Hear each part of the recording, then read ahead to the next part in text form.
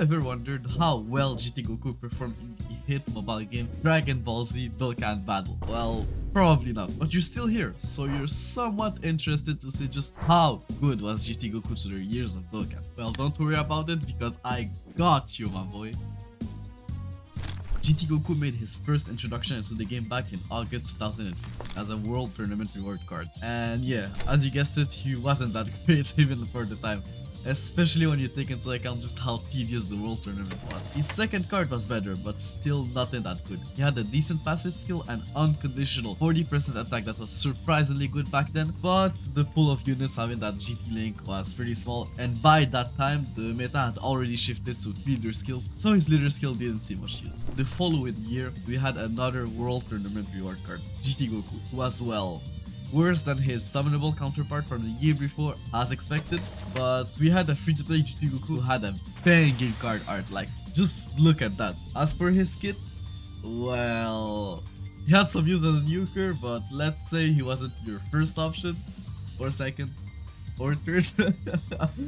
But funny enough, the GT Goku following him was a Nukin leader, the first ever strength type Nukin leader. This opened up many new strategies like Nukin with strength Dokkan Fest Broly, who had like an AoE attack, launching 7 figures attacks that was just something like crazy beyond belief, especially as an AoE attack. He also was a support type unit with a link set that wasn't that crazy at the time but got really good with time. We also had another GT Super Sentry Goku released before the end of the year, and even though he wasn't as good as the strength one, he still was a decent card, just nothing crazy.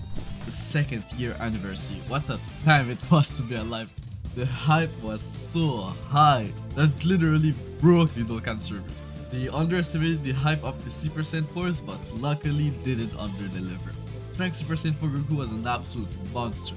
This guy was casually breaking the 1 million mark, and with a couple super had the ability to tank pretty well as well. And he also had a medium chance to counter enemy super attacks, which was a crazy ability back then even though it was kind of rare. He also had an incredible link set. Saiyan War was just as good as a link now that it was on release. And with Prepared for Battle, Shock and Speed and GT, you just couldn't run out of Ki with that guy. His best linking partner, Strength Super Saiyan 4 GT Goku at the Dokkan Awakening at the same time, he shared 5 blinks with Strength Super Saiyan 4, activating all of Super Saiyan 4 Goku offensive links. Was a support type unit, had a very clutch giant transformation, and falled under Goku's 120% healer skill. This was one of the best rotation in the game at the time. A couple of months later, we had Dokkan Awakening of World Tournament Strength Super Saiyan GT Goku, and obviously he sucked now that leader skills gave percentage buffs. That's passive just weren't good enough anymore. We also had the introduction of the new SR GT Goku during the 200 million download celebration. That SR GT Goku didn't have much use obviously, but his Dokkan Awakening was a very decent filler card in the Shadow Dragon Saga canon. Later that year, we had another Awakening for the summonable GTLGE Super Sentry Goku, and he was good. A flat 90% attack and defense at the start of the turn is all you needed back then to be an all-around decent unit. Could tank and do damage.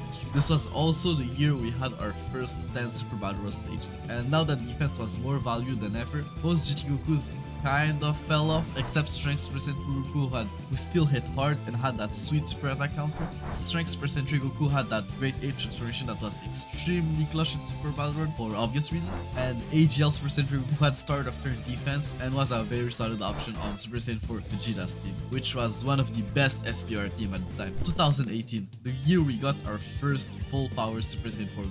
I remember going ham on that banner on release, pulling everything on the banner except for the damn Goku. Like, bro, I still don't have this guy to this day.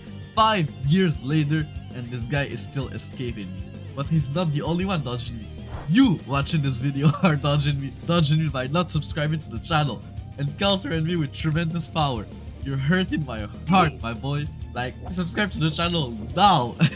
Next, Super Saiyan 4 Goku introduced the full power category, a category that was very 1K on release since most of the top tier units on that team didn't link up that well together, but nonetheless, having the hardest hitting LR on one team was a pretty cool thing at the time. As for the unit itself, he was very good. He was like a better version of Strength Super Saiyan 4 Goku, but like with more offense and defense, and the best part was that you could link them together. Sure, you could only do it on like one team being the pure Saiyan team at the time, but that was only for the time being. This guy also came with a new GT Goku banner unit that Goku was like a slightly worse version of Strength Super Saiyan 4 Goku, which was incredible at the time for a banner unit. We also had 10 new Super Battle stages that year, and Tech Full Power Super Saiyan Goku as like a killer in the Shadow Dragon Saga stage, which was very good because that stage had a very limited pool of units at the time. Like when I say limited, it was very limited. We also had some news in the Sprint Class stage alongside Super Saiyan 4 Goku if you had the Pure Saiyan leader. 2019, a crazy year for GT Goku. This was the year where GT Goku got his first ever LR AGL Super Saiyan 4. This guy was an absolute monster. He led the second best category in the game, being Goku's family and Super AGL, the strongest type at the time. Design was also so good. He had like a very good key mechanic, and contrary to his Vegeta counterpart, this guy had his attack fully built up at the start of turn instead of his defense. So he hit very hard from the beginning of the fight, which was very good for the content at the time, and him massively raising defense on both his 12 and 18 key meant that if he double supered, he just couldn't. He also introduced the active skills, a mechanic that was extremely good, extremely strong at the time. Having the ability to launch an attack before locking in your cards meant that you could just simply take down a unit in Super Power and then decide where you want to put your other units, or just simply do free damage. That's crazy. This guy also had some very good linking partners, being AGL's percent for Vegeta and Tech Full Power's percent for Goku, meaning that on his own team you could have 2 solid rotations. We also had a free to place percent for Goku who was very good as a trophy card, but obviously nothing crazy. In the same celebration, we had the release of LRGT trio featuring GT Goku, Pan, and Trunks. They led a new category called Dragon Ball Seekers, which mostly consisted of free to play units at the time, and so I the 4 key and 170% across the board, which was like kind of odd at the time. He was like a less offensive but more defensive version of LR Goku and Frieza, which was very good for the time. It's just that, you know, it was a yellow coin LR, and you know, why summon on that shitty yellow coin banner when you can summon on the crazy Dokkan Fest LR, man. Before the end of the anniversary, we got the Universal Spirit Bump, GT Goku as a free-to-play card. The Goku was a nuker and a Rainbow Orb Changer against Shadow Dragon category. So yeah, he was a very solid option in the Shadow Dragon Saga Super Battle stage, which was still very hard at the time because of how limited the Shadow Dragon Saga category was. We also had the Legendary Goku event that year. All Gokus that released that year were decent in that event, but none of them really stood out as a killer for that event. 2020, no new Gokus that year. But we had the Link level update, which turned links like GT and Saiyan War into even stronger links, buffing pretty much every single GT Goku in the game. We also had the release of Extreme Super Battle Road. A large percent for Goku was like very good in there, his super attack counter and leader skill. As for the other GT Gokus, well, they kind of got power crept because of their lack of defense. 2021, another very good year for GT Goku. We had the release of a new Super Saiyan GT Goku who had just set up a new standard of offense for the Dokkan Fest TURs to come. But what else could you expect from a nuker that created his own orbs? This guy was dishing out like 8, 9, 10 million attacks at like casually, and contrary to his Vegeta counterpart, wasn't restricted to a specific team to do so. He also introduced a new category called GT Heroes, which was very good since this is pretty much consisted of every super class unit from GT, so it was another team where you could run the Super Saiyan 4s together. We also had the easy of Strength Super Saiyan 4 Goku during that celebration. He was good, very good.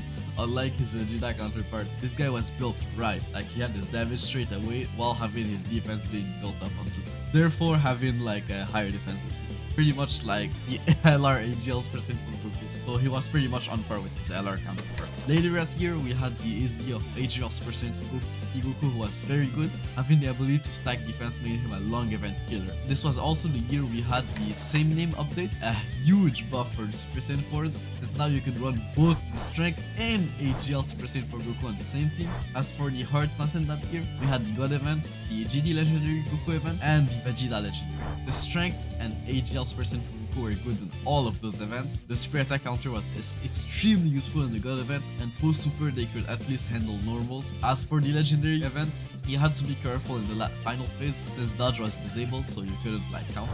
The GT trio had some use in the GT Legendary Goku event since the last phase was tech, and they finally got a good team being GT Heroes. 2020, the 7th year anniversary. Honestly, what else is there to say? We got our long overdue LR Super Saiyan from Goku and Vegeta combo card, and they were simply the best unit in the game, introducing the Fused Fighter category, a category that included every single Fused Fighter in the game, which meant that you could run both Vegito and Gogeta on the same team. They also had the best design in the game.